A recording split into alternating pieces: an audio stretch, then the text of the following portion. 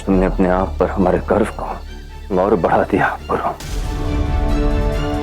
तुमने सिद्ध कर दिया कि व्यक्ति को अपने पर विश्वास हो तो ना उसे किसी के साथ की आवश्यकता है, ना किसी विश्वासघात का भय।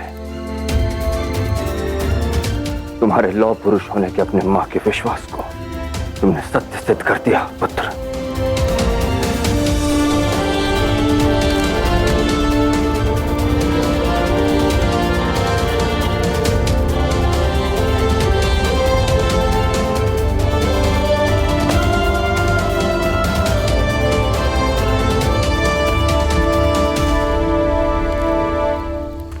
तक्षशिला के विश्वासघात के पश्चात आपके प्राणों का भय लगने लगा था हमें महाराज,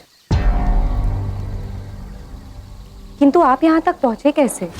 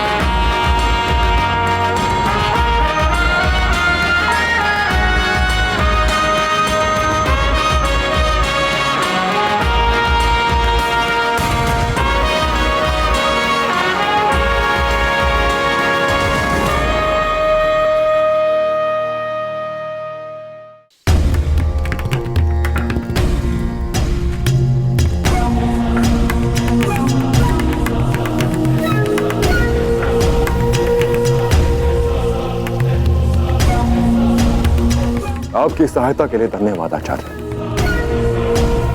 धन्यवाद ईश्वर का करो पुरु कि तुम सकुशल लौट आए। जल में इतने समय तक बिना श्वास के रहना प्राण घातक हो सकता था। आपका ज्ञान साथ हो तो प्राण साथ नहीं छोड़ सकते। आपके मार्गदर्शन के कारण ही हम अपने लक्ष्य तक पहुंच सके। सदैव स्मरण रखना कुमार, पवन कभी एक दिशा में नहीं बहती। तक्षशिला के विश्वासघात के पश्चात भी वो आपकी चेतावनी थी आचार्य। इससे हम अलेक्जेंडर से एक कदम आगे निकलने में सक्षम हुए। बल चेतावनी में नहीं होता पुरु, चेत जाने वाले में होता है। तक्षशिला की सेना के बिना समर्थन तुमने जो कार्य कर दिखाया वो प्रशंसनीय है।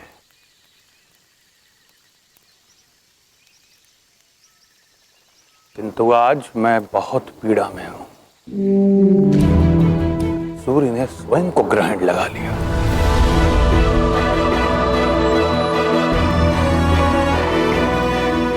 इस तक्षशिला का नाम पूरे संसार में अपने ज्ञान के कारण जाना जाता है। इस तक्षशिला के लिए मैंने अपना पूरा जीवन देश की संस्कृति सभ्यता समझाने के लिए समर्पित कर दिया। तक्षशिला ने अपने लाभ के लिए तुम्हारे साथ विश्वासघात किया। देश का शीश शर्म से झुका दिया। जो तक्षशिला भारत के इतिहास के लिए सुनहरे पृष्ठ लिख सकता था, उसने आने वाली पीढ़ियों के लिए एक काला अध्याय लिख डाला।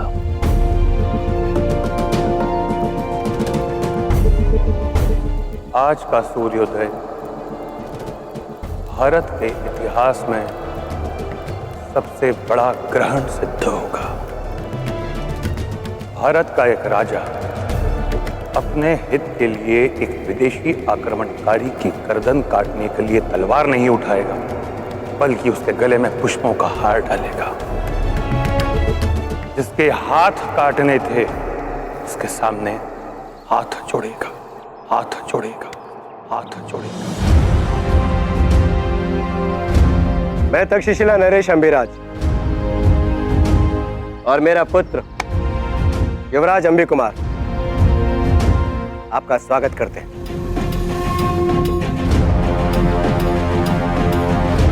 इस्तकबाल के लिए शुक्रिया। यह है हमारी मलिका शरीयत, मलिका रोकते। प्रणाम। प्रणाम।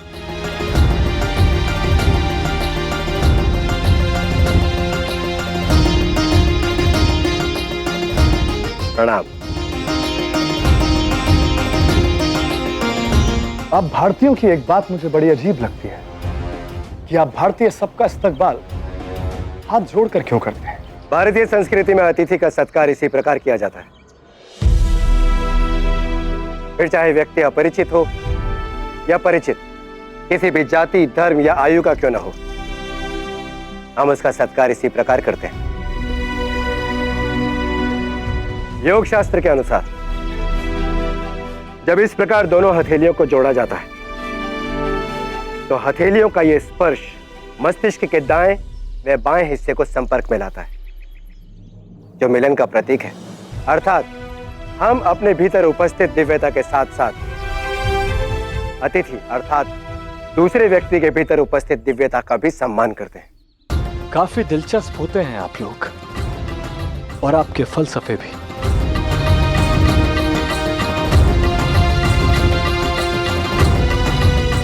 अब फारस के साथ साथ भारत में भी मेरी दिलचस्पी बढ़ गई है।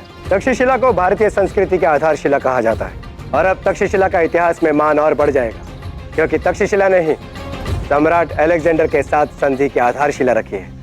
पोरस को सौंपकर आपने अपना वादा निभाया अम्बिराज।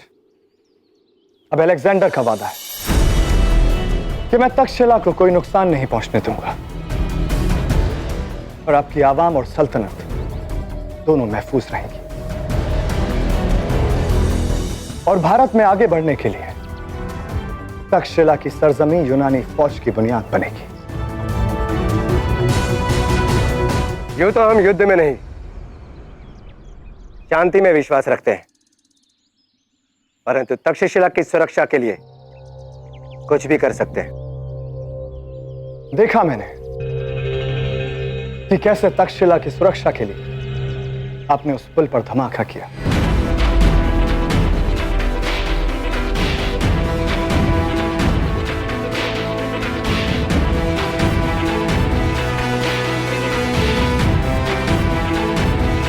जी, क्योंकि जितना हम पुरु को जानते हैं, वो आपसे युद्ध के बिना हार नहीं मानता।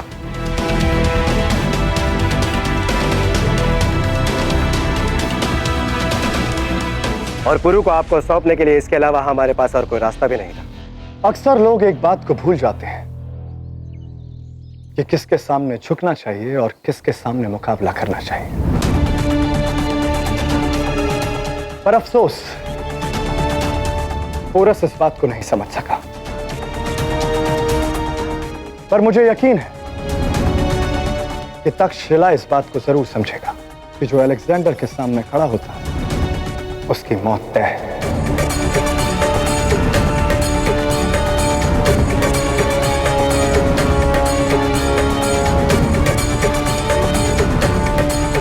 आपका स्वागत है।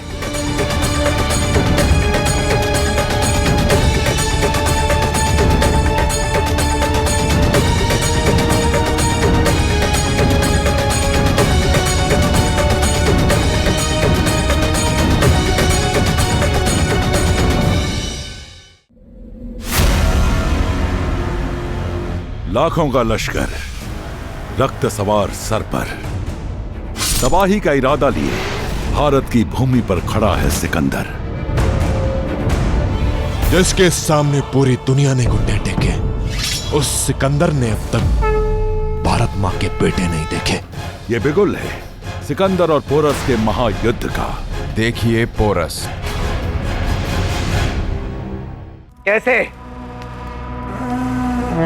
कैसे एक घायल आदमी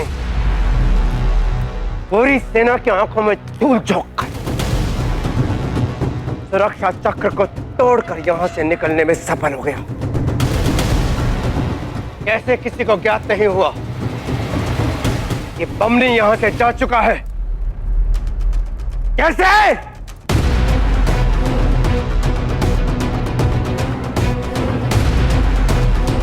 अब यहां खड़े खड़े मेरा उपदेश ही सुनते रहोगे या जाकर उसे ढूंढोगे भी?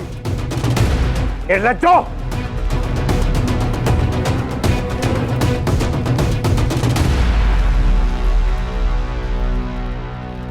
समझ में नहीं आ रहा कि हो क्या रहा है। हम जानते हैं कि ना हमने और ना अलेक्जेंडर ने सेतु नष्ट किया, पर नाम हमारा आ रहा है। किया किसने ये? पुरुष स्वयं के प्राण क्यों लेगा?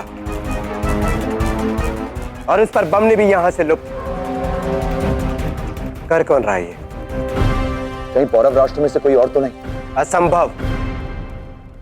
पौरव राष्ट्र का कोई भी व्यक्ति उस समय वहां उपस्थित नहीं था, और फिर पौरव राष्ट्र का उससे लाभ क्या है? जो होना था वो हो चुका है पिताश्री। आप चाहते थे पुरु समाप्त हो जाए, हो गया। अब ये किसने किया, कैसे किया, उससे आपको क्या प्रभाव पड़ता है? तुम्हारा कटाक्ष समझ रहा हूं मैं, और एक शब्द मत कहना। मेरे सभी प्रश्नों का उत्तर केवल एक व्यक्ति के पास है। मुझे आचार्य चाणक्य इसी क्षण मेरे सामने चाहिए। प्रस्तुत करो उन्हें। क्षमा महाराज, परंतु आचार्य चाणक्य अभी यहाँ उपस्थित नहीं। क्या? आचार्य चाणक्य भी महल में नहीं? हो क्या रहा ये? जाकर ढूंढो उन्हें, और वो जहां कहीं भी हो मुझे मेरे सामने चाहिए। जी।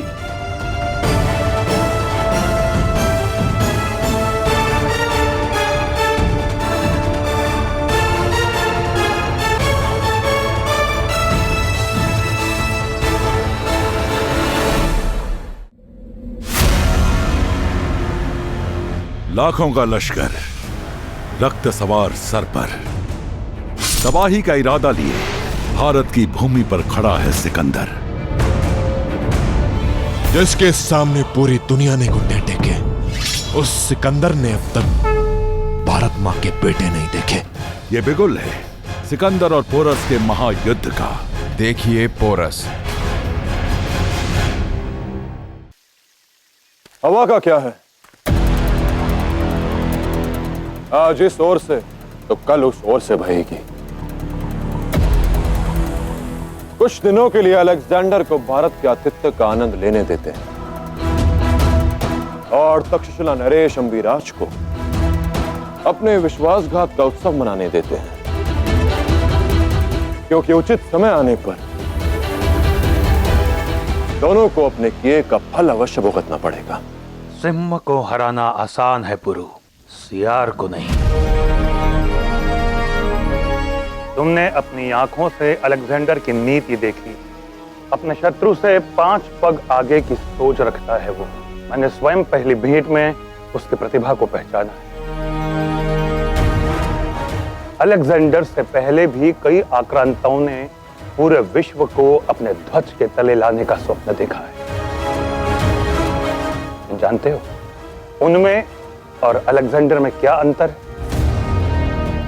वो अपनी विजय के लिए ईश्वर से प्रार्थना करते थे, और अलेक्जेंडर ने स्वयं को ईश्वर घोषित कर दिया।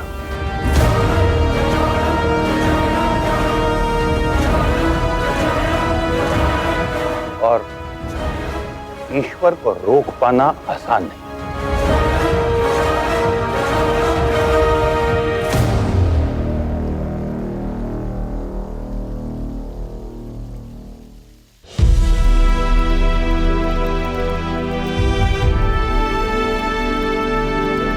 बस अब कुछ क्षण की प्रतीक्षा और मेरा पुत्र आता ही होगा।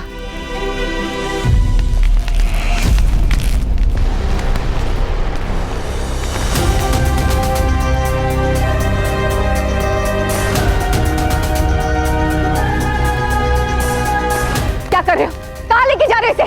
सुनो, छोड़ो मुझे, छोड़ो उसे, छोड़ो।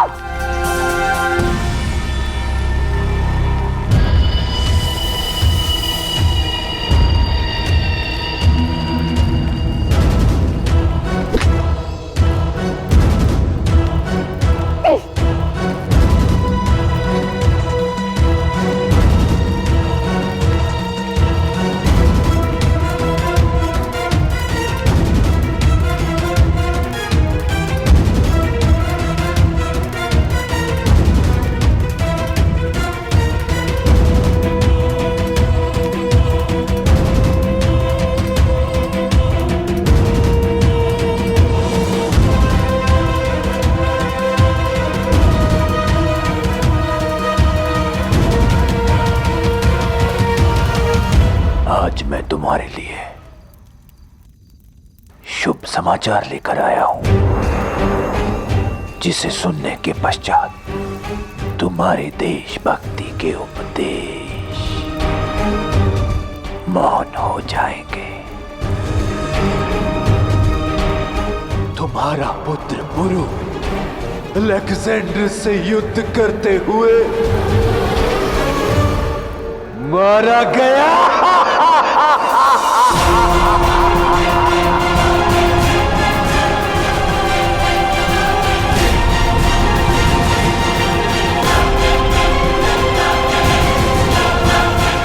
असंभव।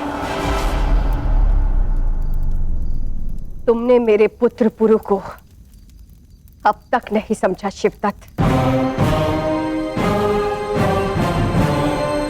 मैं जानता हूं आचार्य कि अलेक्जेंडर को एक संगठित सेना के बिना पराजित करना असंभव है, पर सेना संगठन में समय लगता है। इसलिए मैंने अलेक्जेंडर को विश्वास दिलवाया कि मैं मर चुका हूं, ताकि सेना संगठन के लिए मुझे समय मिल सके। और यही कारण है आचार्य कि मैंने उस सेतु को भंग किया। जानता हूं पुरु, मैं उसकी प्रशंसा पहले ही कर चुका हूं, लेकिन अलेक्जेंडर वो धारा है जिसे भटकाया तो जा सकता है, रोका नहीं जा सकता।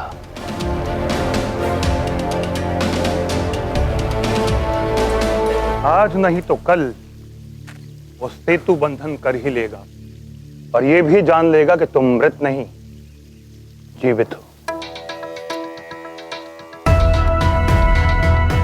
पुरु,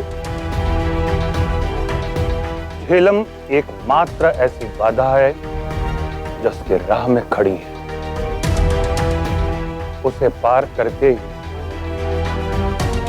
कौरव राष्ट्र, फिर मगध, पूरा भारत उसके अधीन होगा। यदि ऐसा है तो मैं वचन देता हूं आचार्य कि मैं उस अलेक्जेंडर को झेलम की बाधा को पार नहीं करने दूंगा।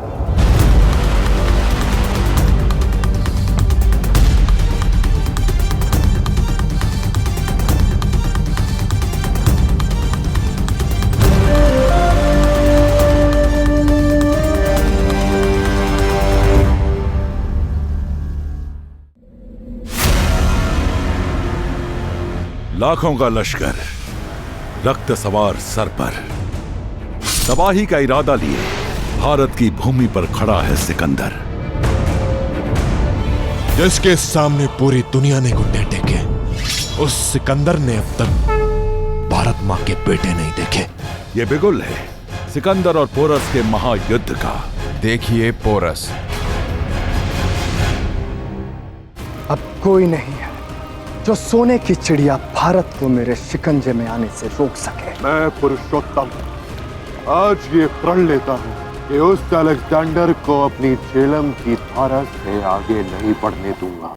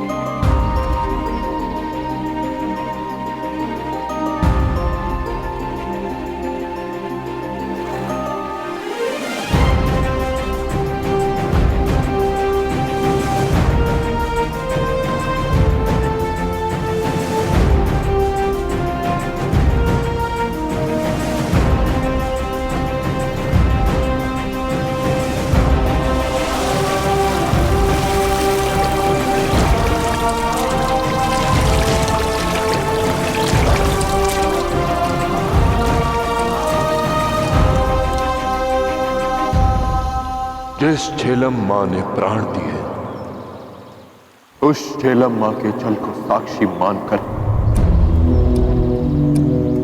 मैं पुरुषोत्तम प्रण लेता हूं कि अपनी मां के आंचल पर उस अलेक्जेंडर को अपने कदम आगे नहीं बढ़ाने दूंगा, भले ही वो 7 समुंदर पार करके भारत तक पहुंचा हो। भले ही उसने रक्त की नदियां बहाई हो, पर आवश्यकता पड़ने पर मैं उसके सैनिकों के रक्त से एक महासागर बना डालूंगा।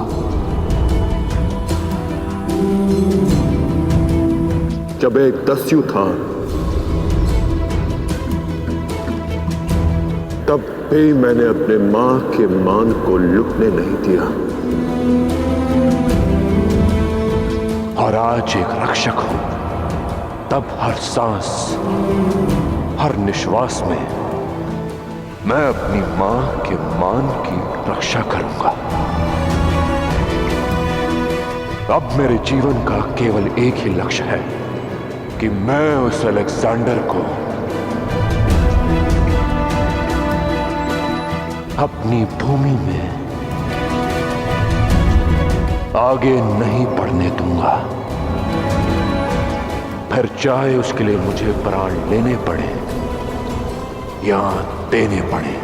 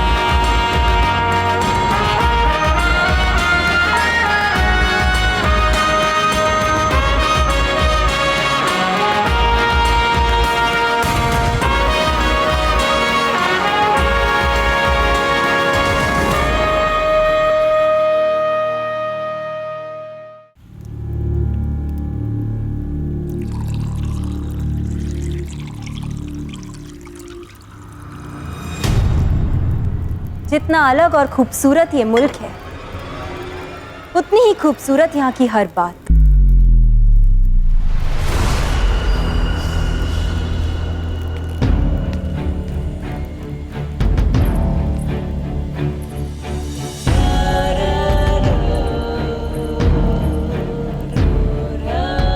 ये मिट्टी के बुत, यहाँ की ये हवाएं, ये चिराग एक अलग ही कहानी बयां करते हैं। जैसे कि इस मुल्क की जमीन में सैकड़ों रंग और रिवाज कैद हों। एक ही दिन में बहुत कुछ देख लिया तुमने, बहुत खूब।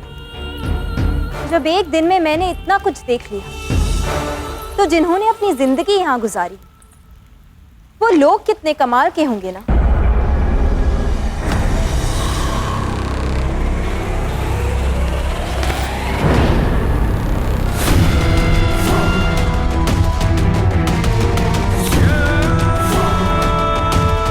ऐसा क्या कमाल देख लिया तुमने?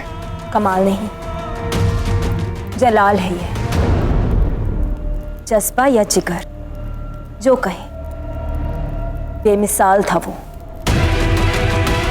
देवता ज़्यूस के बेटे और उसकी पूरी फौज के सामने अकेला खड़ा था। अपनों के धोखा देने के बाद भी अपने मकसद से भटका नहीं। उसने अकेले शाही एशिया को इतना नुकसान पहुंचाया कि उसे मरता देखने के लिए शाह को खुद पानी में कूदना पड़ा। पोरस कमाल का सिपाही था, जितना सोचा उससे कई कदम आगे। सिपाही वो बड़ा होता है जो जंग जीतता है रॉक्सेन। मुझे जिंदा देखकर और उसे अपनी जान से हारता देखकर तुम्हें समझ जाना चाहिए था कि असली सूरमा कौन है। तुम्हारी तकलीफ क्या है रॉक्सेन? देखो इन आंखों में,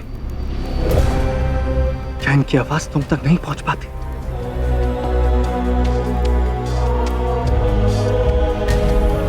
जरूरत से ज्यादा पास आने पर घुटन होने लगती है शाह। अपने जज्बात की जोर आजमाइश करके आप हमारे नजदीक आना चाहते हैं, लेकिन दरअसल ऐसा करके आप हमारे पास नहीं, हमसे और दूर जा रहे हैं। आप चाहे अपने आप को हमारे सामने जितना ताकतवर पेश क्यों ना करें, लेकिन हमारे दिल में आपके लिए जो जज्बात है वो इससे बदल नहीं जाएंगे।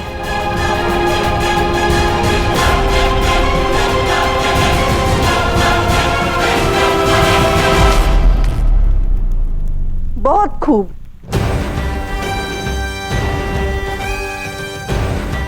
अच्छी बहस है, मगर मेरा मानना है कि ये बहस मेरे सवालों के जवाब देने के बाद जारी रखी जाए। जब तुमने अपने सामने पोरस को दरिया में डूबते देख लिया तो तुम्हें पानी में कूदने की क्या जरूरत थी?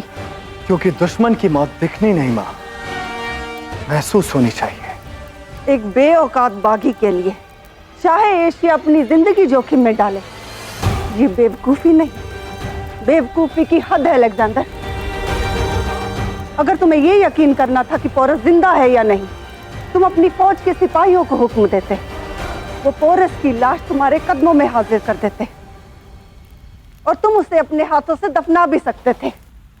फिर तुमने इसके लिए इतना बड़ा जोखिम क्यों उठाया?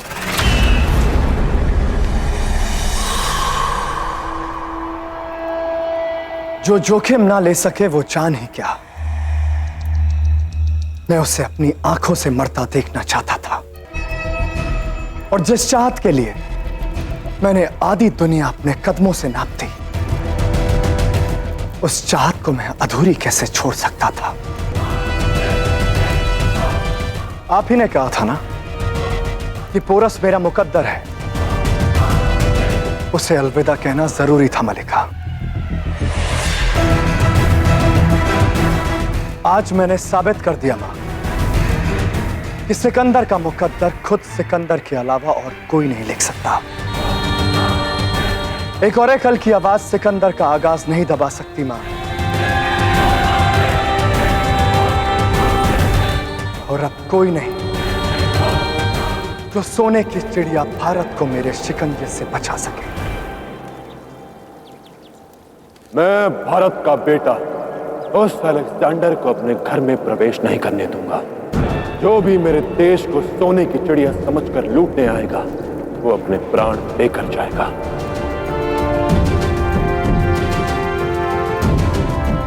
अपनी मातृभूमि की ओर प्रत्येक कर्तव्य को मैं पूरा करूंगा। हमें तुम पर पूर्ण विश्वास है पुरु। और हम तुम्हारे इस उद्देश्य में हर कदम पर तुम्हारा साथ देंगे पुरु।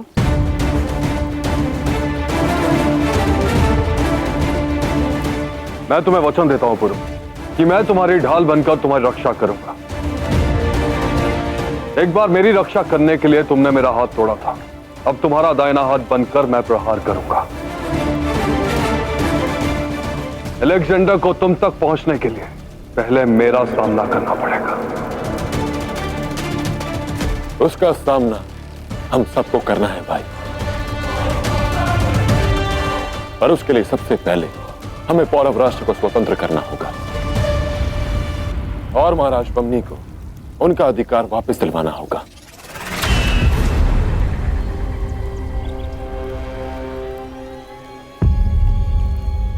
मातृभूमि की रक्षा में अभी समय है, पहले उस वचन को पूरा करना है जो मैंने अपनी मां को दिया था। अमात्य शिवदत्त के बंधन से उन्हें मुक्त करवाना है और अवराष्ट्र को स्वतंत्र करना है, और एक एक राज्य की ईंट को मिलाकर ऐसी दीवार बनानी है जिसे वो अलेक्जेंडर कभी तोड़ ना पाए, जिससे टकराकर उसका स्वप्न टूट जाए।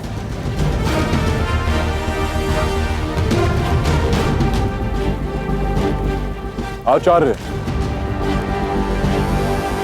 यदि इस उद्देश्य को पूरा करने में आपका सानिध्य और आपका मार्गदर्शन प्राप्त हो जाए तो इससे बड़ा सौभाग्य और क्या हो सकता है मेरे लिए। हाँ आचार्य, आपकी कूटनीति का साथ मिले तो हम भारत की नियति बदल सकते हैं।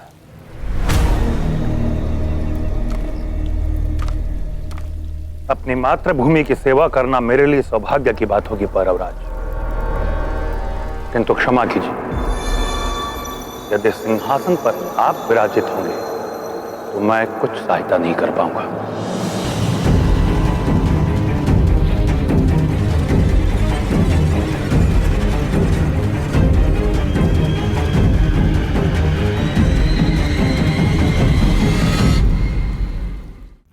तुम्हें अपने पुत्र की मृत्यु का समाचार सुनकर भी विश्वास नहीं। कोई बात नहीं, क्योंकि मैं यहां तुम्हें तुम्हारे पुत्र की मृत्यु का विश्वास दिलाने नहीं, तुम्हारी मृत्यु का आभास करवाने आया हूं। तुम्हें समाप्त करने आया हूं, क्योंकि अब जब पुरु ही जीवित नहीं तो मुझे तुम्हारी कोई आवश्यकता नहीं।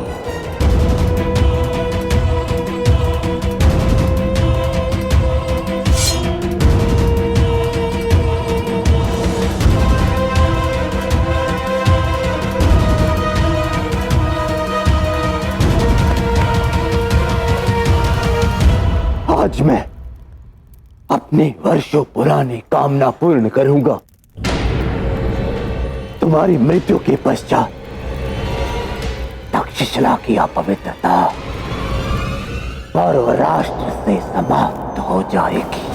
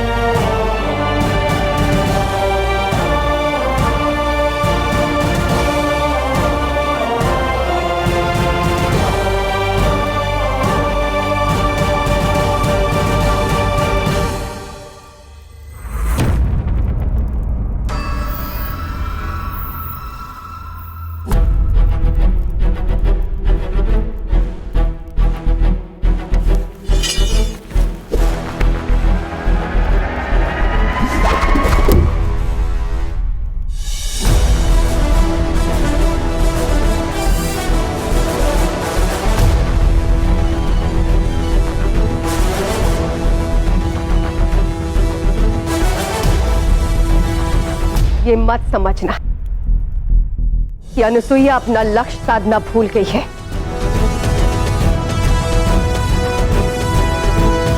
मैं चाहती तो ये कटार तुम्हारे सीने के आर पार कर देती,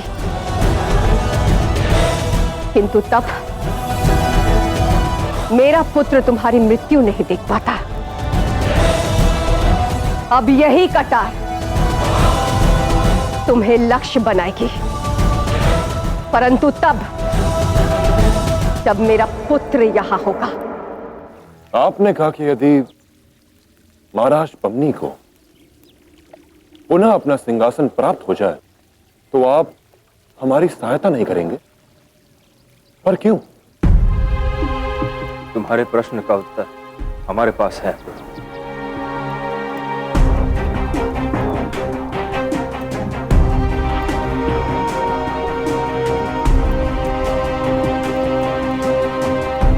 आचार्य का मानना है कि पौरव राष्ट्र को अब हमसे भी अधिक क्षमतावान, वीर और मेधावी राजा की आवश्यकता है, और वो तुम हो पुरु। ये आप क्या कह रहे हैं महाराज? मैं पौरवराज के सिंहासन पर आसीन नहीं हो सकता। उस पर बैठने का अधिकार केवल आपका है, मेरा नहीं। राजा सिंहासन नहीं चुनता पुरु, सिंहासन अपने योग्य राजा को चुनता है। स्मरण करो, जब कनिष्क ने बलपूर्वक सिंहासन पर आधिपत्य करना चाहा तो हमने उससे क्या कहा था? जानते हो कनिष्क, यह सिंहासन वो पवित्र स्थान है जो सदैव उसका सम्मान करता है। जो इसके योग्य होता है। नई कपोल के लिए वृक्ष की डालियां स्वयं मार्ग देती है पुरु। सिंहासन वस्तु नहीं, सोच है, आत्मा है, जो समय के साथ बदलनी चाहिए। और अब समय आ गया है जब हम इस सिंहासन को एक समर्थ और उत्तरदायी व्यक्ति के हाथ में सौंपते हैं। पौरव सिंहासन के साथ अब उचित न्याय केवल तुम कर सकते हो पुरु। प्रजा नाम सुखम राज्ञा प्रजा नाम तु हिते हितम नमत सुखम हितम राज्ञा प्रजा सुखम प्रियम हितम।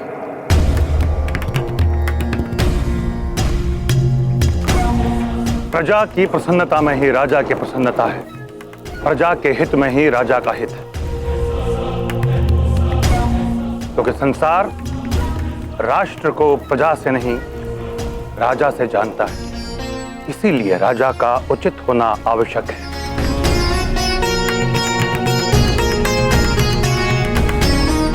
राजा ऐसा होना चाहिए जिसके पद चिन्हों पर प्रजा चल सके। यदि प्रजा रथ है तो राजा सारथी।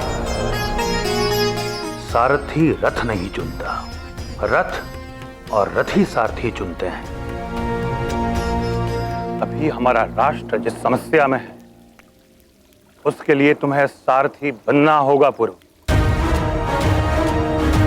तुम्हारा सामना किसी साधारण आक्रमणकारी से नहीं है, एक सम्राट से, एक राजा से, अलेक्जेंडर से।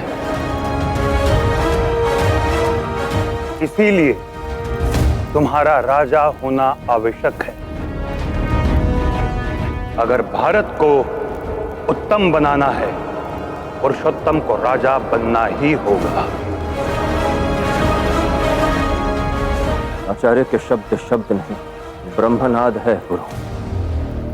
और तुम्हें ग्लानि रखने की कोई आवश्यकता नहीं, क्योंकि जो विचार आचार्य के शब्दों में प्रकट हुए वही हमारे मन की कामना है। तुम्हें शासक बनता देख हमसे अधिक गर्व किसी को नहीं होगा पुरु। परंतु राजा बनने के लिए राज्य की आवश्यकता होती है आचार्य। तो आगे बढ़े।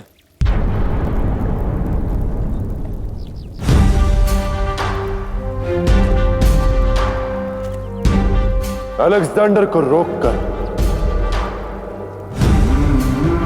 मैं अपना प्रण अवश्य निभाऊंगा।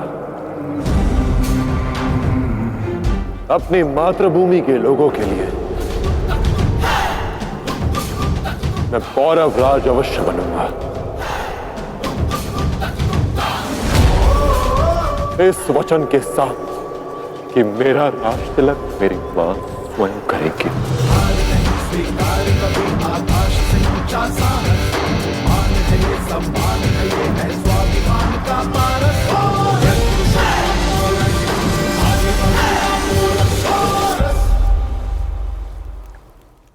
उस पुल का विध्वंस हमने नहीं किया था। तो फिर वो कौन था जिसने मेरे और पोरस के बीच में वो धमाका किया? मेरा पुत्र जीवित है और वो शीघ्र पौरव राष्ट्र आएगा। तुम्हारा पुरु लौट आया है मां, तुम्हें तुम्हारा अधिकार वापस दिलवाने।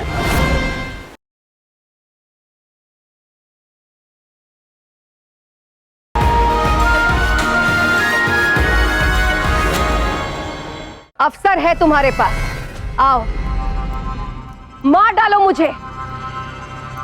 यदि तुमने आज मुझे जीवित छोड़ दिया शिवदत्त, तो तुम बहुत पछताओगे।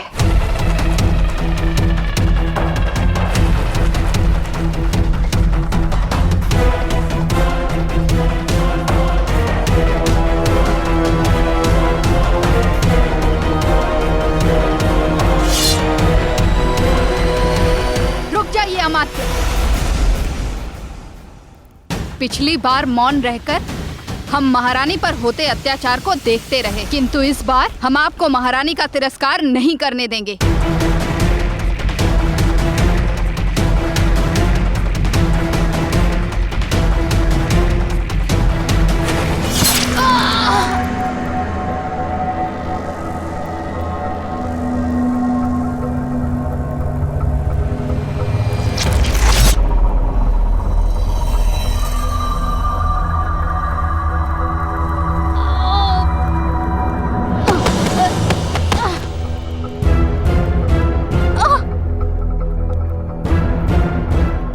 विरुद्ध उठने वाला हर स्वर ऐसे ही मौन कर दिया जाएगा।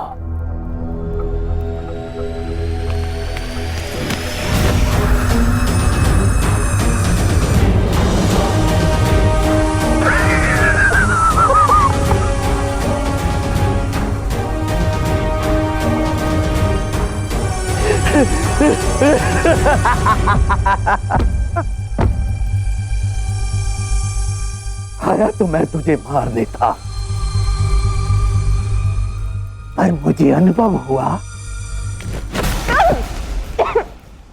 तुझे इस तरह तड़पता देखने में अधिक आनंद है।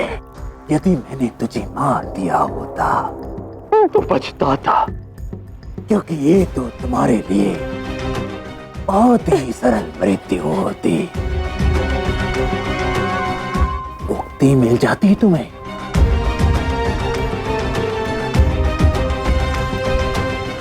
कैसे इस गणिका को मिली? मैं तुम्हें इतनी सरल मृत्यु नहीं दूंगा अनुसुईया। और अब तुम देखो कि मैं तुम्हारे साथ क्या क्या करता हूं।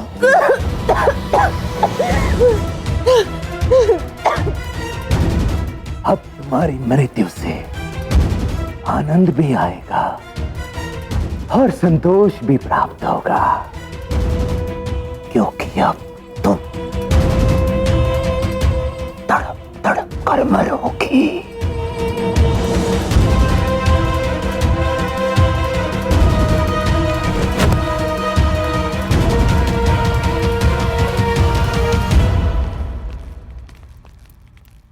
तड़प तड़प कर तो तुम्हारा अंत होगा शिवदत्त।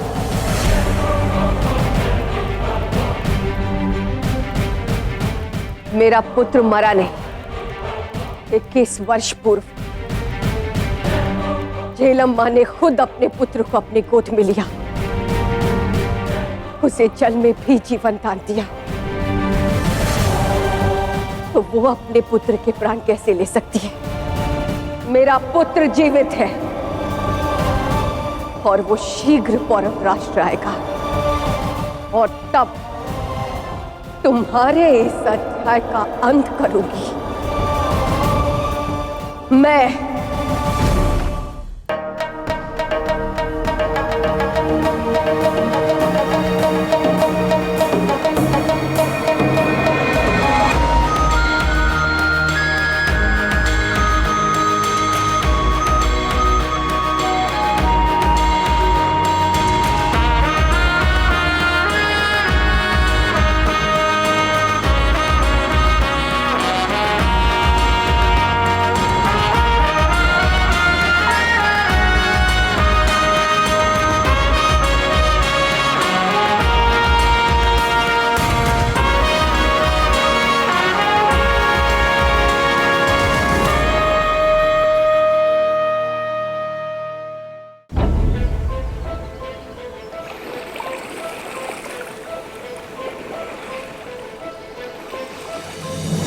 इस यात्रा के बाद सब कुछ ठीक हो जाएगा पुरु। तुम्हें तुम्हारा अधिकार मिलेगा और अमात्य शिवदत्त को उनकी करनी का प्रतिकार। हाँ लाची, पर यह कार्य सरल नहीं होगा। आज पौरव राष्ट्र में वसंत उत्सव है। आज वहां बहुत भीड़ होगी और कड़ी निगरानी भी। हमें एक कार्य सावधानी से करना होगा। पौरव राष्ट्र में प्रवेश करने के लिए हमें अपना वेश बदलना होगा। उसकी चिंता मत करो, मैंने तैयारी कर रखी है।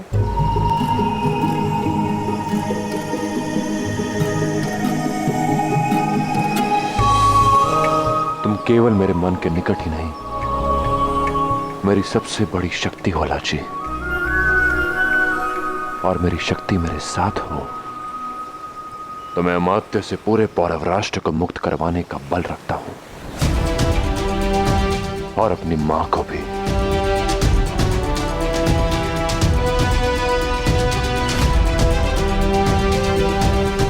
तुम्हारा पुरु लौट आया है मां। तुम्हें तुम्हारा अधिकार वापस दिलवाने और अमात्य द्वारा किया गया अपमान का प्रतिकार लेने।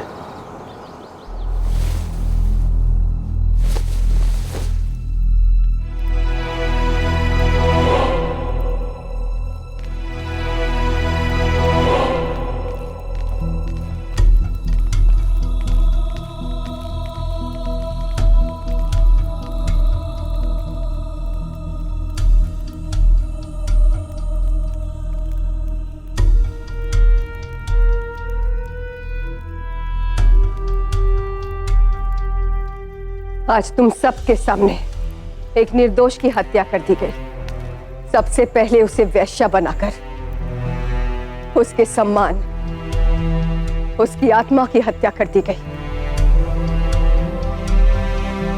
अब उसके शरीर को भी मार डाला गया। उसकी मृत्यु की पीड़ा अपने आंसुओं में मत बहाओ। अपने एक एक आंसू को गिनो और शपथ लो अपने साथ हुए अन्याय से लड़ने की। सुनने में तो बड़ा ही प्रेरणादायक लगता है महारानी, परंतु हम योद्धा नहीं गणिकाएं हैं, कैसे लड़ेंगी?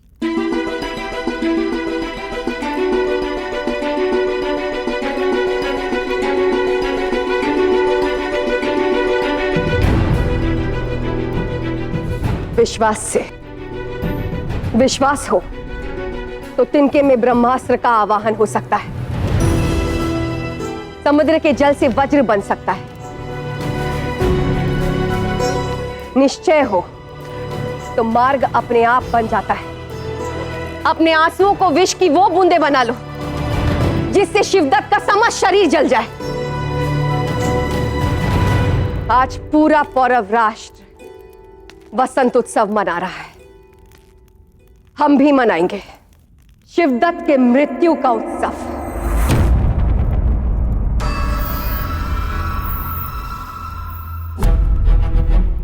उचित सुना आप सबने।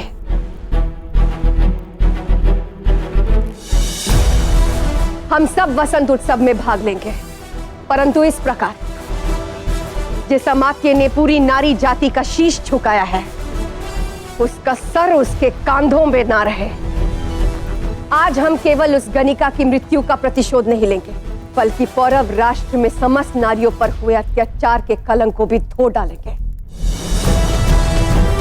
आज तक शिवदत्त श्री ने स्त्री के आंसू देखे, आज वो हमारी शक्ति देखेगा।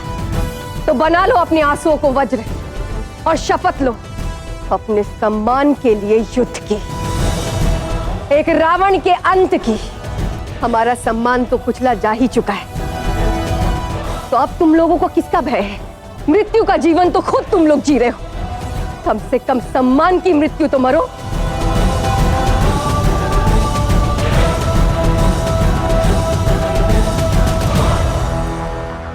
उचित कहा महारानी, आज हमारी मृत आत्मा में प्राण फूंक दिया है आपने।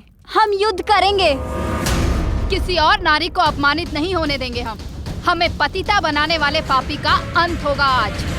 हम आपके साथ हैं महारानी, हम आपके साथ हैं महारानी, हम आपके साथ हैं महारानी, हम आपके साथ हैं महारानी, हम आपके साथ हैं महारानी।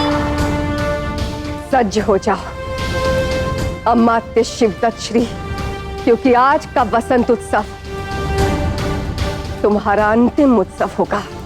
और आज मैं वचन देती हूँ कि अपने ही हाथों से आपका वध करने का शपथ आज इस उत्सव में पूर्ण करूंगी। आज पूरे पौरव राष्ट्र में अमात्य शिवदत्त श्री के नाम का कलंक सदा के लिए मिट जाएगा।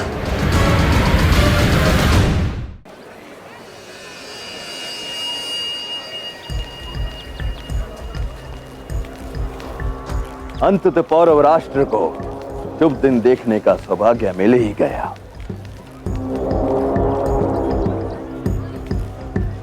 नहीं?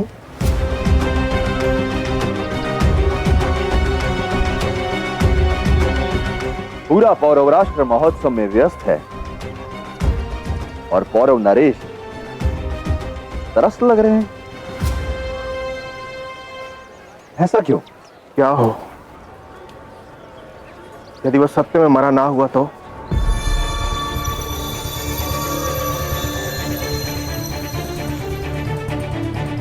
हो सकता है वो अब तक जीवित हो, और यदि ऐसा है तो वो यहां लौटकर अवश्य आएगा ताऊश्री। वैसे भी वेश बदलने में वो एक सिद्धहस्त है।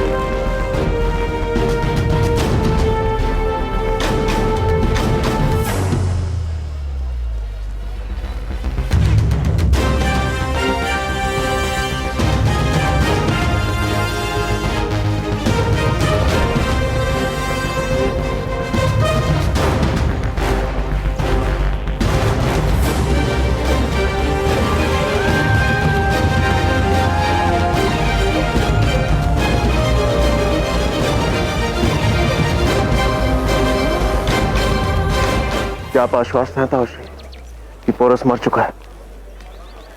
हमें अभी तक उसका शव तक नहीं मिला है।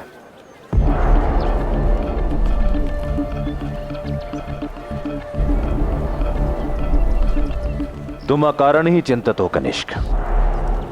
जिस प्रकार से धमाका हुआ उसके तो चिथड़े उड़ गए होंगे। आज हमारे लिए दोहरी प्रसन्नता है, उत्सव भी और उस पुरु की मृत्यु का भी। आनंद मनाओ।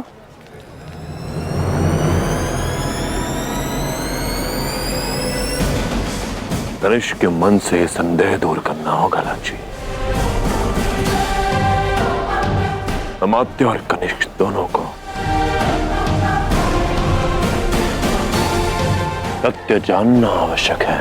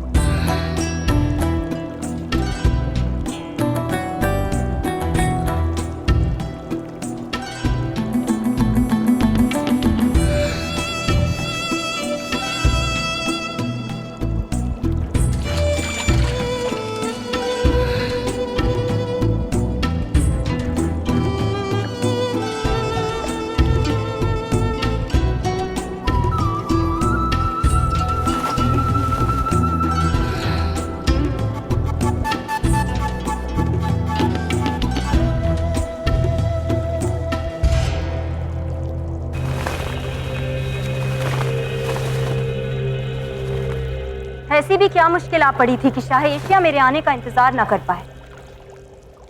शाही रिवाजों को ताक पर रखकर खुद मलिका के हमाम में आना पड़ा।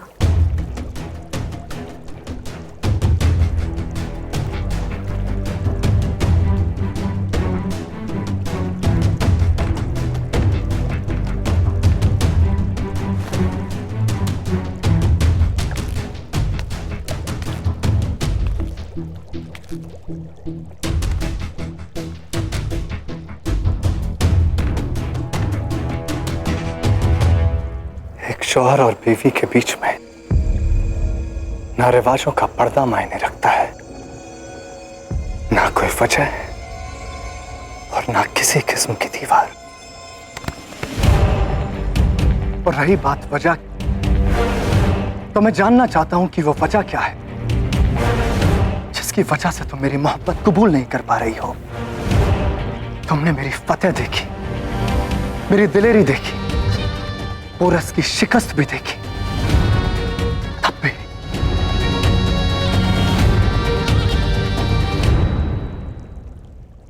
मैंने सब देखा, मगर अपनी फतेह के गुरूर में मगरूर शाह एशिया शायद कुछ बारीकियां नहीं देख पाए। ऐसा कुछ नहीं है जो मैंने नहीं देखा रोक्सेन। अपनी आंखों से पोरस की जान जाते देखी है मैंने, झेलम की लहरों में डूबती हुई लाश देखी है मैंने। बेशक आपकी आंखों ने पोरस को डूबते हुए देखा, मगर शाह एशिया की नजरों से चाहे तक्षशिला अंबिराज का उतरा हुआ चेहरा कैसे छूट गया? देखा मैंने कि कैसे तक्षशिला की सुरक्षा के लिए आपने उस पुल पर धमाका किया।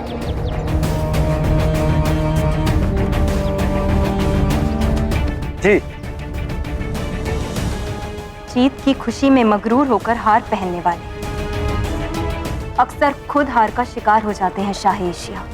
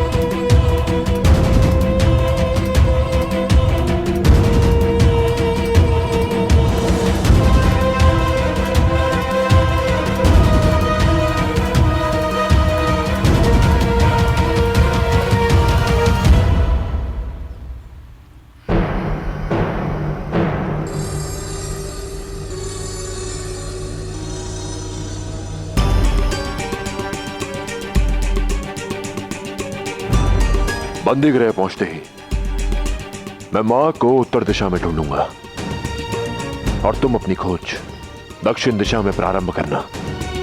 रुको,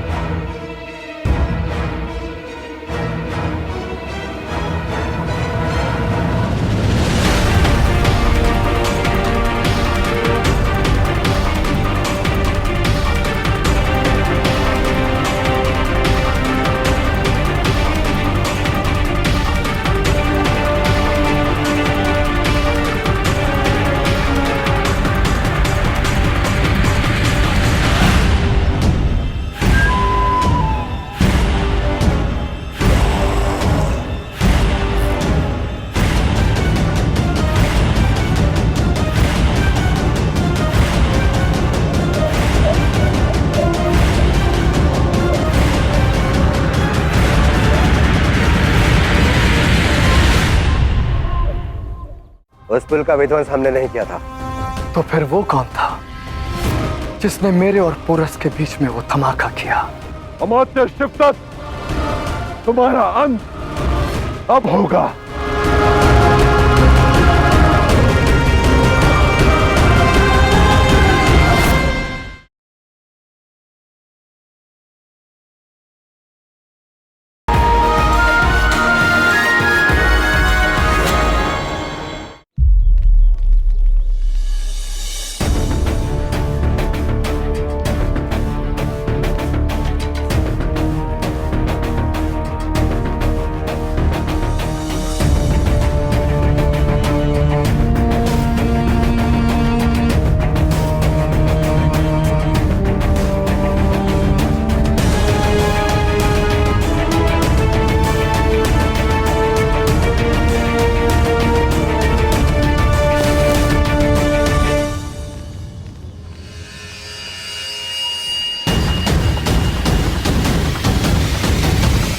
अगली बार सावधानी रखना।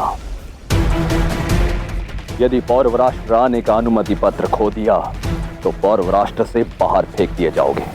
शांतवाद श्रेष्ठी, ये भूल दोबारा नहीं होगी, क्योंकि पौरव राष्ट्र से जाने का मेरा कोई मन नहीं।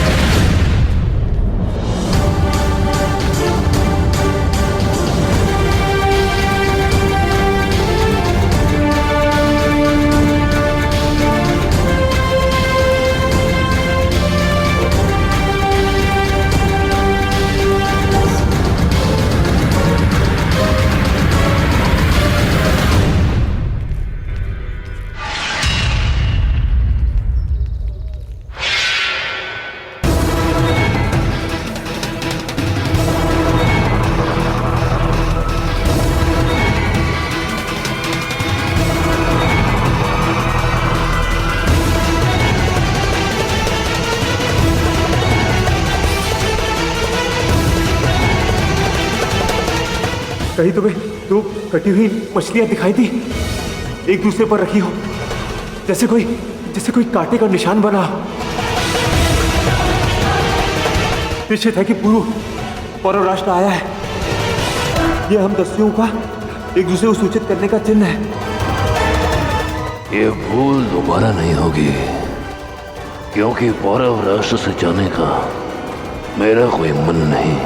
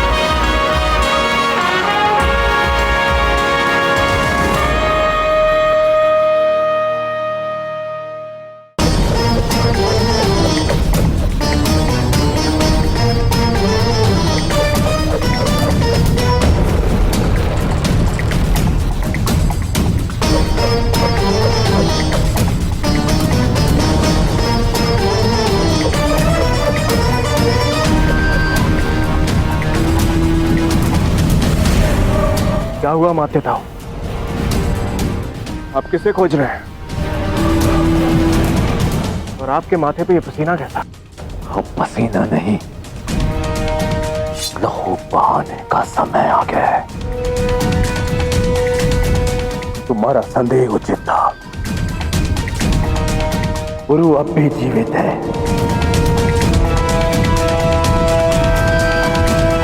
और वो पौरव राष्ट्र में प्रवेश कर चुका है।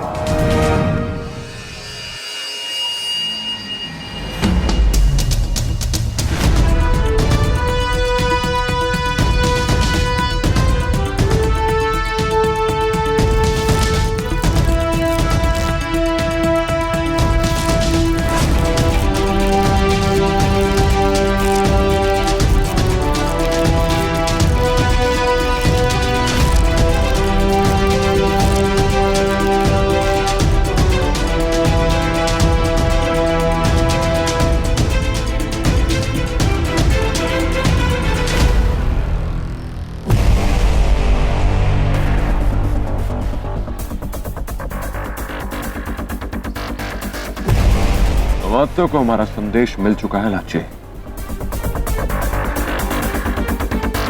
वो ये जान चुका है कि मैं जीवित हूं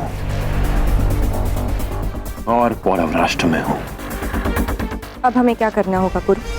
हमें अमात्य को हमारा पीछा करने पर विवश करना होगा, ताकि उसे उसकी मौत का सामना करवा सके। मैं चाहता तो इसका अंत इसी क्षण कर देता। और इसे मारने की प्रतिज्ञा मेरी मां ने ली है। इसे अपनी मां के सामने ले जाना मेरा अगला कदम होगा।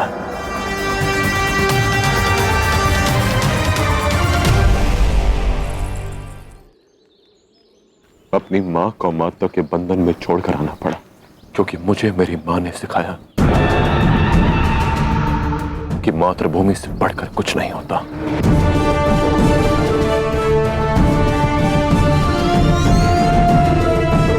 अलेक्जेंडर को झेलम के पार संभ्रम में छोड़कर अपने देश पर आए संकट को कुछ समय के लिए टाल दिया है। अब आया हूं अपनी मां की रक्षा करने, और इसका अंत मेरी मां के हाथों से लिखा है। अब हमें इस वेश की कोई आवश्यकता नहीं लाची।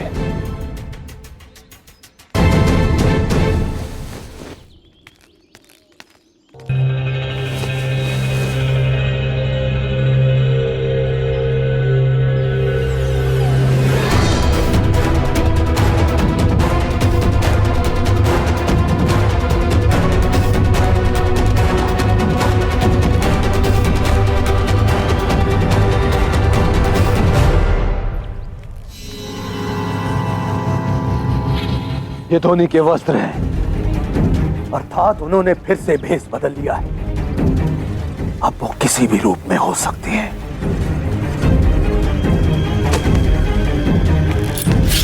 सैनिकों, हर व्यक्ति की सघन तलाशी लो। इस बार वो पौरव राष्ट्र से बचकर नहीं निकलना चाहिए। मैं जानता था वो पुरु मुझे कभी सुख शांति से जीने नहीं देगा। हर बार मरता है, हर बार लौट आता है। इस बार ना जाने कौन सी योजना से आया है और किस वेश में होगा। अब तक अमात्य को यह ज्ञात हो चुका होगा लाची कि वो वृद्ध दंपति हम ही थे, और हमने अपना वेश बदल लिया है। इससे पहले कि अमात्य हम तक पहुंचे, हमें शीघ्र अतिशीघ्र मां तक पहुंचना होगा। आओ। कितने भी भेष बदल ले पुरु, इस बार तू मेरे हाथों से जीवित बचकर नहीं जा पाएगा।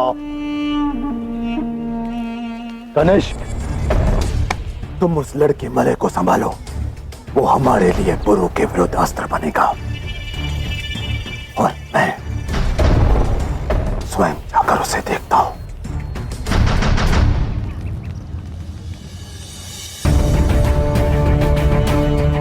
समझ नहीं आता ये पुरु सेतु पर हुए धमाके से बच कैसे गया, और किसने उसकी सहायता की।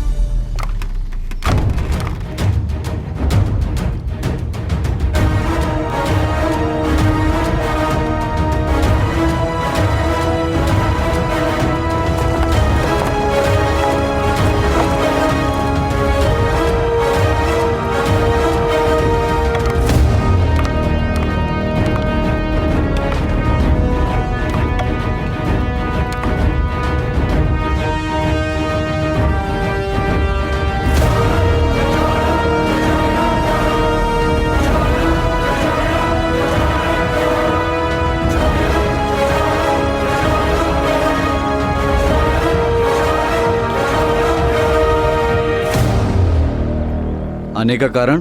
मैं वसंत उत्सव पर हर वर्ष पौरव राष्ट्र आता हूँ, और इस वर्ष तो उत्सव और भी विशेष होगा, क्योंकि अब पौरव राष्ट्र का नेतृत्व वो राजा करेगा जो पौरव राष्ट्र में प्रगति लाएगा।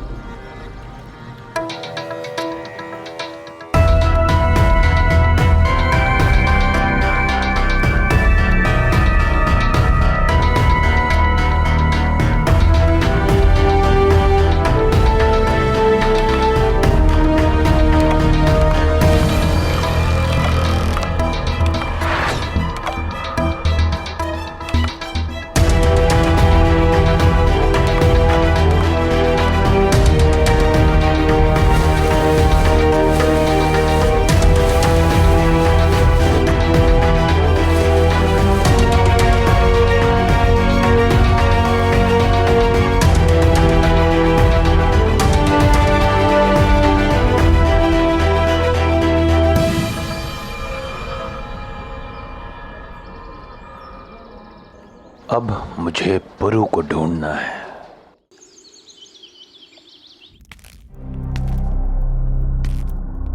अम्बी कुमार, हमें किसी भी तरह पता लगाना होगा कि उस दिन सेतु पर क्या हुआ था, अन्यथा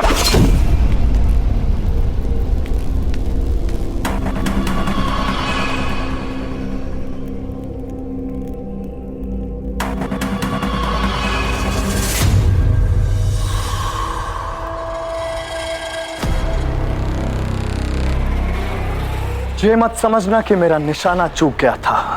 ये छुरी तुम्हारे सीने के आर पार हो सकती थी शाही तक्षशिला। अगर अब मेरे साथ कोई खेल खेला तो तुम्हारा खेल खत्म। कैसा खेल सम्राट? वही खेल जो तुमने मेरे साथ झूठ बोलकर शुरू किया।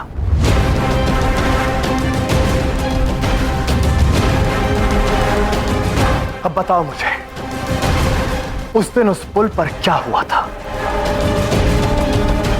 क्या वो धमाका तुमने किया था? आपका संदेह अनुचित नहीं सम्राट। उस पुल का विध्वंस हमने नहीं किया था।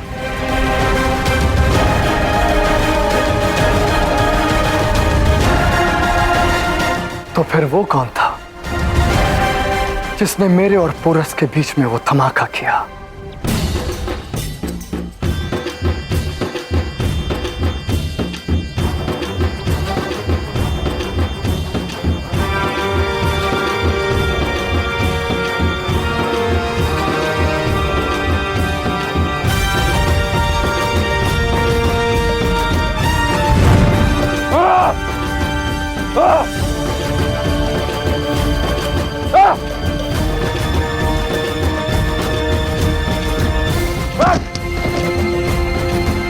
ये उत्सव मेरे लिए बाधा बन गया है।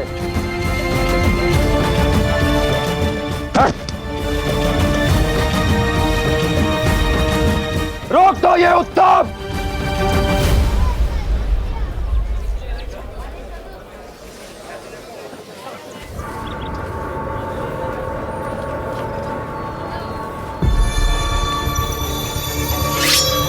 जो जहां है वहीं रहेगा।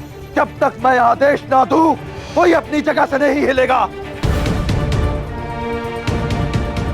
चारों ओर फैल जाओ और ढूंढो उसे। मुझे वो हर मूल्य में चाहिए, जीवित या मृत। जाओ।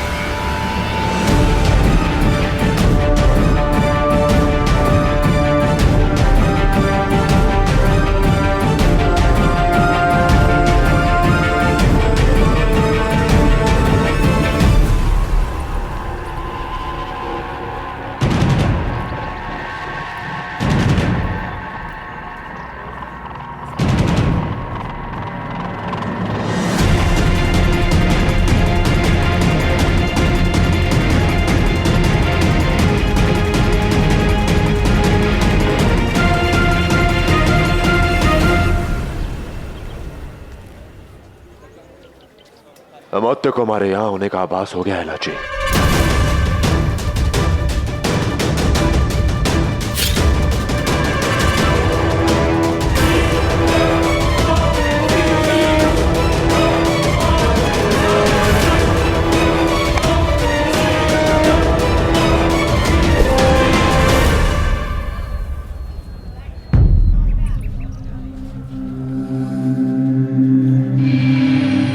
क्षमा आचार्य। तुम अगर मुझ पर प्रहार करने को सज्ज न होते तो मैं तुम्हें क्षमा न करता। योद्धा को चौकन्ना रहना ही चाहिए। हमें शीघ्र ही मां के पास पहुंचना होगा। पुरु, तुम गलत दिशा में बढ़ रहे हो। अर्थात? तुम्हारे पौरव राज्य से जाने के पश्चात बहुत कुछ हुआ है, सब बताता हूं। अभी हमें यहां से निकलना होगा।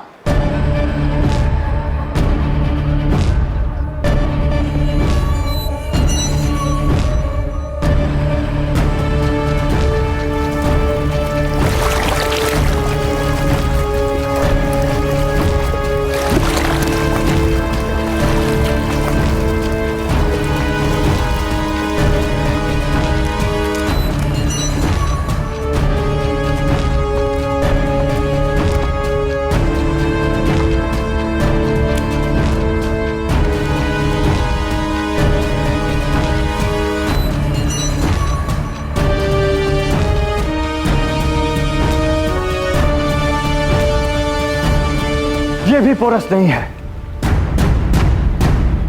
बेचैन ना हो जा। तक्षशिला के बेहतरीन 10 गोताखोर उसे ढूंढने में लगे हुए। 10 क्यों है फेस्टियन? 100 क्यों नहीं? 1000 क्यों नहीं? मुझे आज का सूरज ढलने से पहले पोरस की लाश देखनी है फेस्टियन।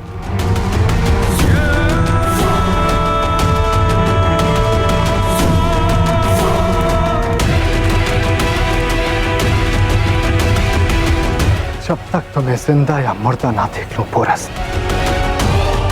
तब तक मैं खामोश नहीं बैठूंगा। अब बताइए आचार्य, हुआ क्या है? मां महल में नहीं तो कहां है? अब बताऊंगा पुरु, बस तुम संयम रखना। महाराज बमनी को सुरक्षित निकालकर तुम पौरव राष्ट्र से निकल गए, परंतु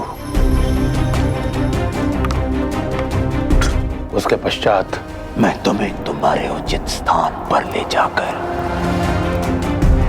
तुम्हें दिया अपना वचन पूरा करूंगा।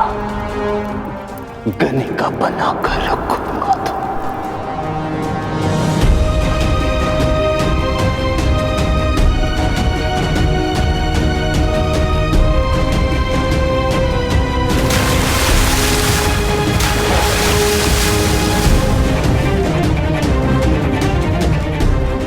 एक वैश्या ना रानी होती है ना प्रजा।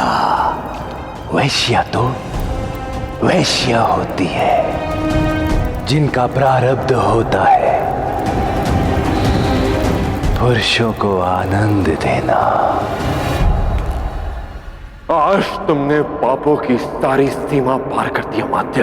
अब मुझे तुम्हारा रक्त बहाते हुए इस बात का कोई खेद नहीं होगा कि वही रक्त मेरी धमनियों में भी बह रहा है। उन्होंने केवल मेरी मां की नहीं, पूरी नारी जाति का अपमान किया है, और उसके लिए तुम मृत्यु के पात्र हो।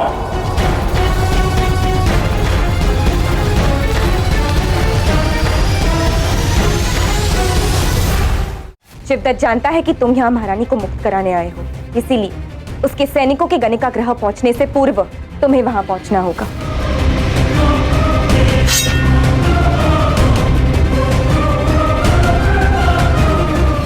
पोरस की लाश सूरज डूबने से पहले मिल जाएगी। अगर ऐसा ना हुआ, इतनी लाशें बिछेंगी कि गिनती नहीं कर पाओगे शायद तक्षशिला।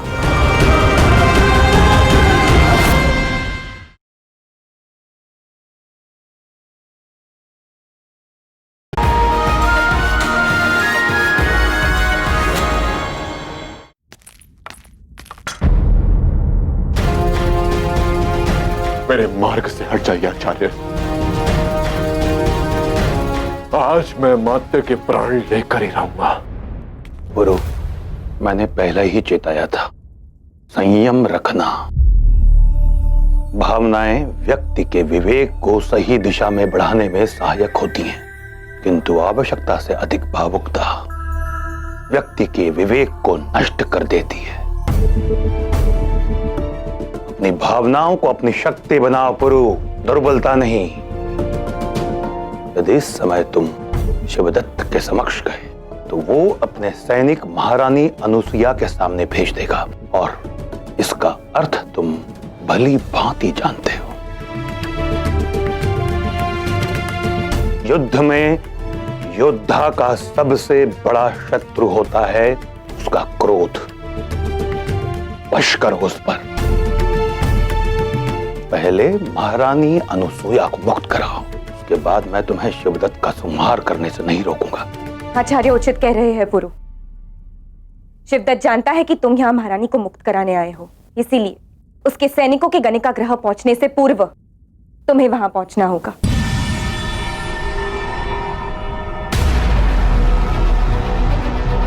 ठीक है। हस्ती और महाराज कहां पे? उनकी चिंता तुम मत करो। मेरा शिष्य और गुप्तचर भगुरायन तट पर उनके स्वागत के लिए सज्जा है। तुम महारानी के पास जाओ, मैं महाराज और हस्ती को लेकर वहां पहुंचता हूं।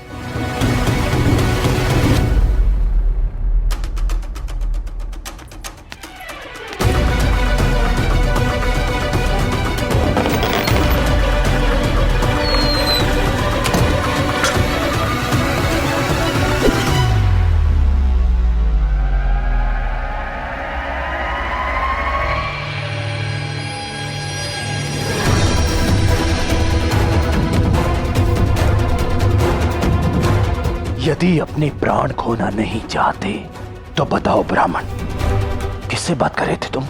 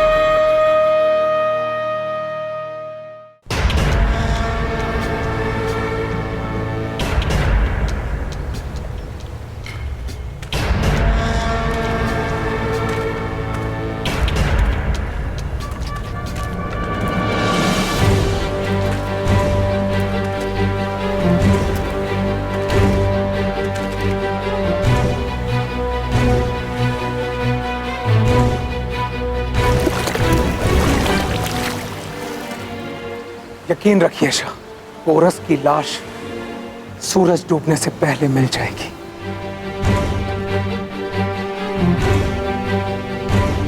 अगर ऐसा ना हुआ तो तक्षशिला के 100 गोताखोरों की लाशें यहीं गिरेंगी और इतनी लाशें बिछेंगी कि गिनती नहीं कर पाओगे शायद तक्षशिला।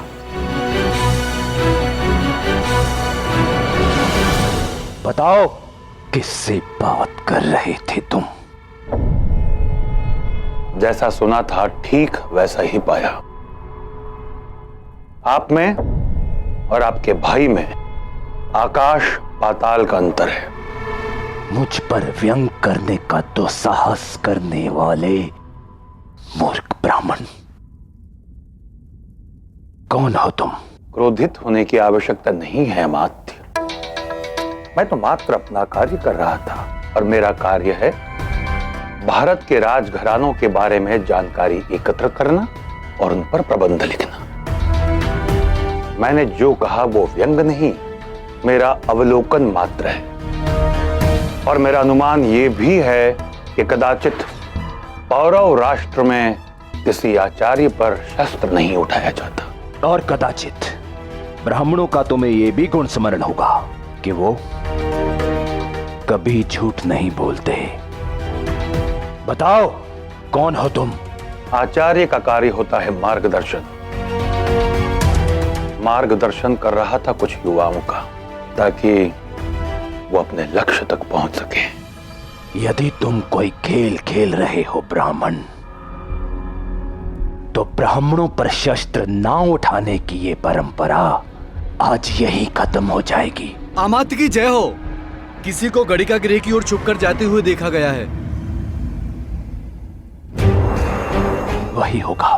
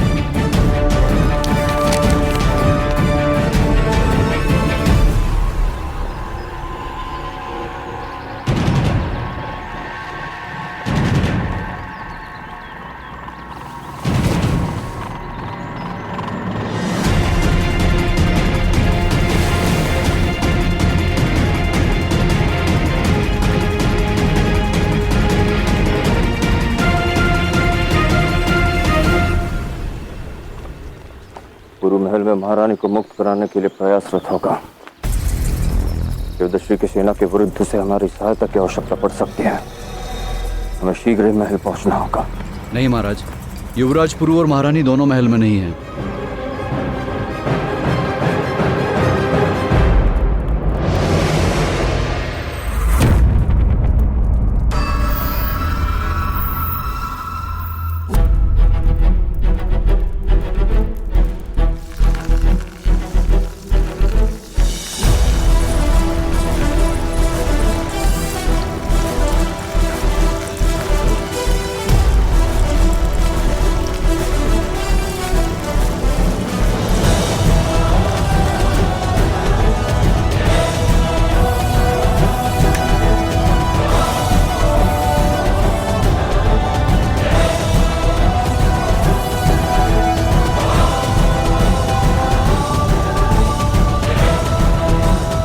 क्या है महारानी? युद्ध चाहे मातृभूमि के सम्मान के लिए हो या स्त्री के मान के लिए, रणभूमि पूजनीय होती है। इस भूमि की पूजा करना आवश्यक है, क्योंकि यही वो स्थल है जहां पापी अमात्य शिवदत्त श्री का वध होगा। आप सबके समक्ष, मेरे पुत्र के समक्ष, महाराज बमनी के समक्ष।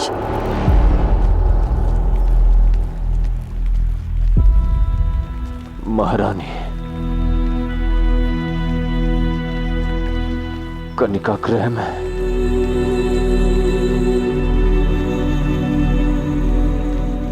अनसुईया, अनसुईया, अनसुईया, अनसुईया, अनसुईया।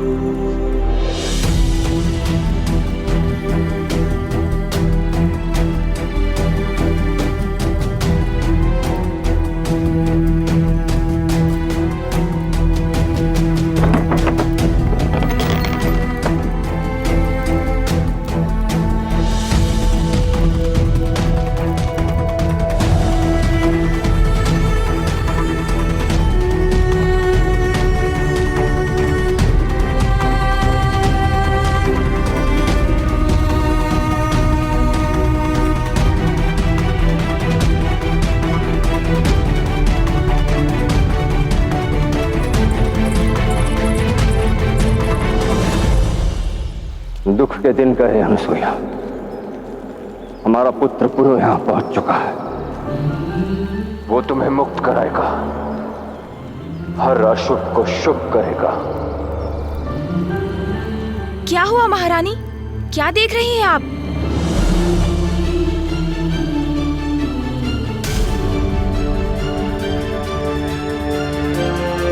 आने वाले पल की पश्चात सुन रही हूं। सज्ज हो जा, मेरा पुत्र आ रहा है। और उस शिवदत्त का अंत भी निकट आ गया।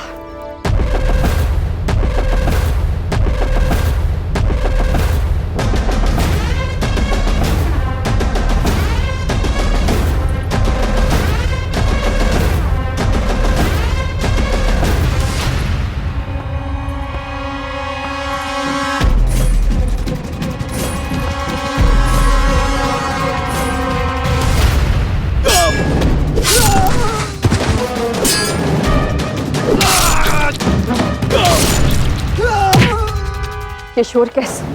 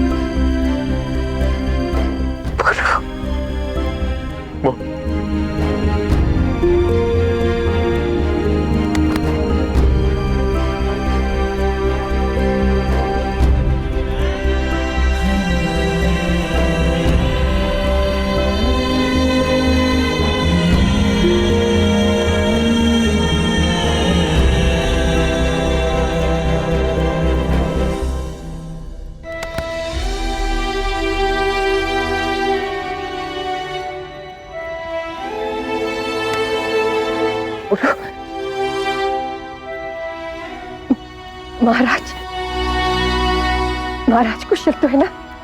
आपका दिया आदेश पूरा कैसे नहीं होता मां?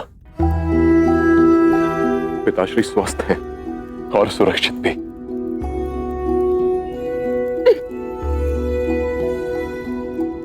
और वो यहां पौरव राष्ट्र में है।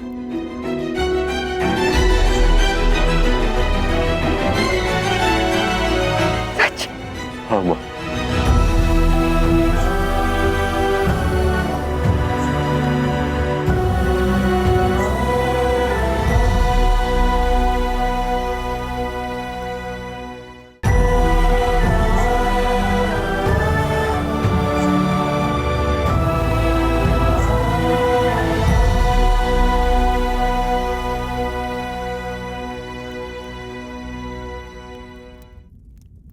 क्या हुआ पुत्र?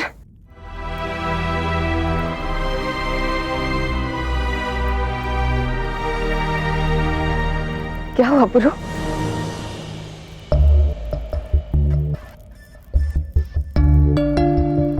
पुरु? आपके पुरु के होते हुए भी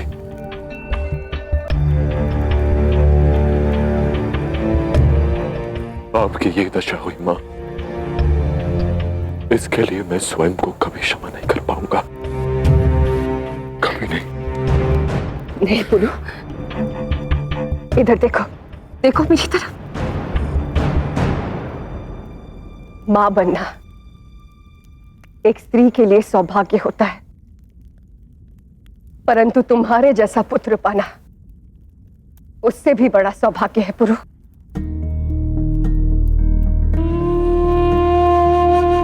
मैंने तुम्हें सदा यही सिखाया है कि मातृभूमि से बढ़कर कुछ नहीं,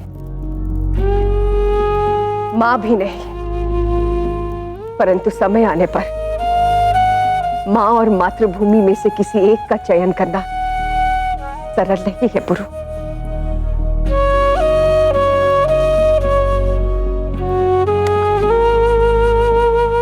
मुझे गर्व है कि तुमने उचित चयन किया और अपने कर्तव्य का पालन किया। अब बस एक ही कामना है कि भारत में हर मां को तुम जैसा पुत्र मिले।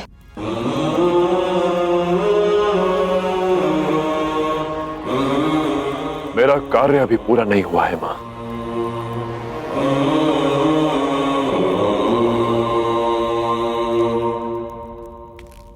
उस तिरस्कार और अपमान का प्रतिशोध लेना है मुझे जो अमात्य ने आपके साथ किया।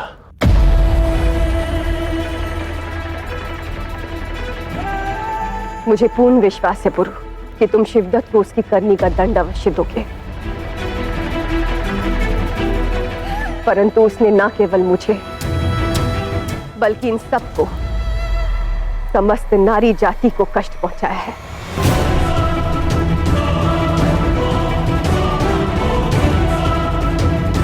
तुम्हें सबसे पहले इन सब का सम्मान और इनका अधिकार वापस दिलाना होगा पुरु। और रहा प्रश्न शिवदत्त का, तो उसका आज मैं अंत करके अपनी शपथ पूरी करूंगी।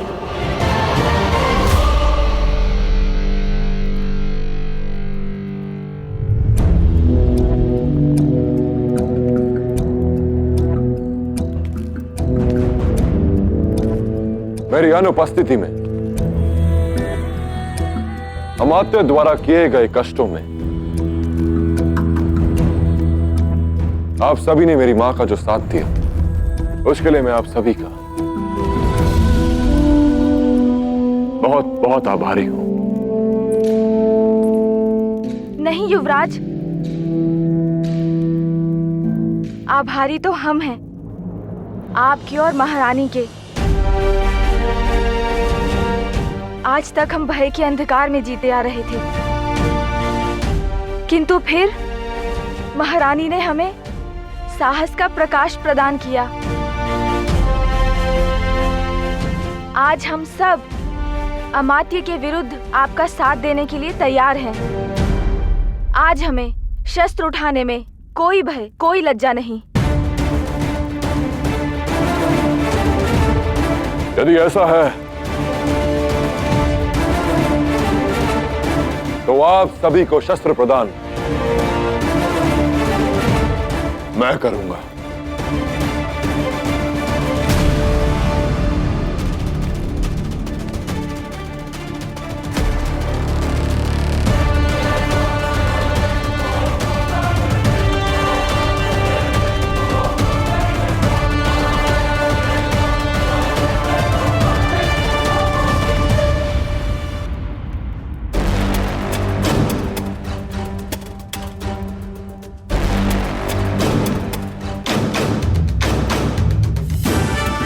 मैं शीघ्र ही लौट कर आऊंगा मां, और जब मैं लौटूंगा तब अमात्य के सामने उनकी मृत्यु खड़ी होगी।